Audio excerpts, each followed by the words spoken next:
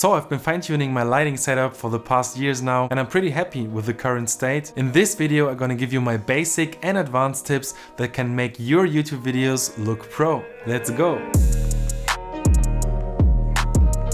Choosing a custom white balance and getting it right is really important for a professional look. You can choose a default white balance setting, but if you want to be most accurate, in most cameras you can choose a custom white balance to get it right. Using gray cards really helps with this, so you got a neutral surface reflecting the light. On the A7S III, you just point a little field on one of these surfaces, you choose set custom white balance and you're good to go. What helped me to create constant results was to isolate my lighting setup by blocking all natural light coming in. In the beginning, I used the natural light coming from outside, your white balance and exposure shifts, and that's really annoying in post-production. So darkening up your room and eliminating all natural light makes your setup way easier. In cinema, movies are mostly filmed with 24 FPS, which causes the typical motion blur we are used to. So I recommend you to shoot in 24 FPS and go with the shutter rule, double the shutter of your FPS. So by shooting in 24 FPS, a shutter of 1/50th.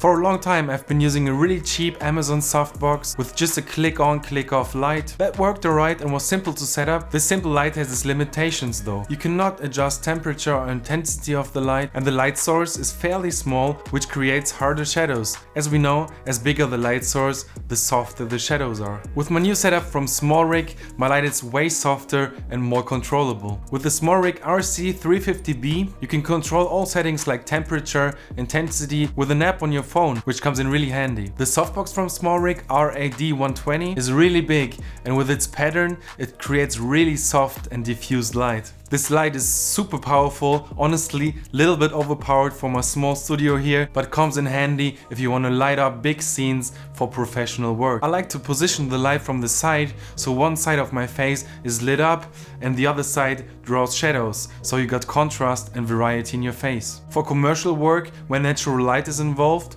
my cheap softbox from Amazon was in most cases too weak to really light up a scene. With this powerful setup from SmallRig, there are really no limitations, and I'm really excited to use this on my next commercial work. To give your shot more depth, you can add multiple light sources for the background that make your background more complex, make your whole shot more vivid, colorful and interesting. What I'm using here is a ceiling lamp with a quite soft orange light. And over here is a blue little LED panel which just stands there in the corner. I really like how the complementary colors are splitting up the image, but also are mixing at the middle from blue, orange to like a little bit of purple. You can really experiment with colors and create a complex shot. Shooting wide open with a fast lens is giving you background separation, the so-called bokeh. This can draw the attention to you, makes the shot more minimalistic and removes possible distractions. My final step now is that you set up all your lights, is to diffuse it more. You can do this with diffusion filters you put on your lens. These diffusion filters take off the digital edge of your image. I actually kickstarted my own diffusion filter, Marble Glow, which has the perfect combination to me of glowing highlights and overall image softening. It pleases skin tones, makes them a little bit more softer, less rough, puts this glow in the highlights you see here at my ceiling lamp, and overall creates a little bit more filmic image. The first batch of Marble Glow is arriving here in my studio next week. You can pre-order it now and be one of the first to shoot with the next generation diffusion filter. Last but not least is haze. Haze is creating some more diffusion, some structure in the air, has really small particles, finer than from fog machines. It stays in the air for a while, makes your shot more moody, and is kind of the diffusion filter for the air. One of these is pretty expensive, I think it's around 15 to 20 bucks, so that's not a must-have, but a nice finalizing touch to your image.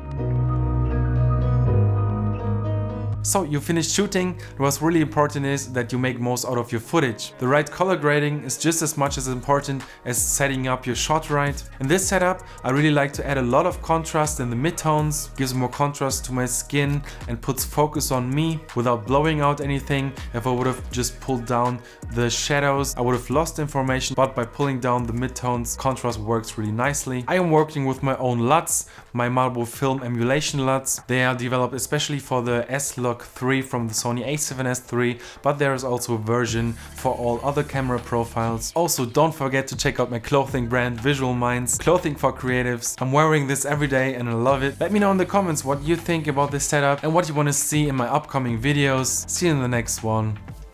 Peace.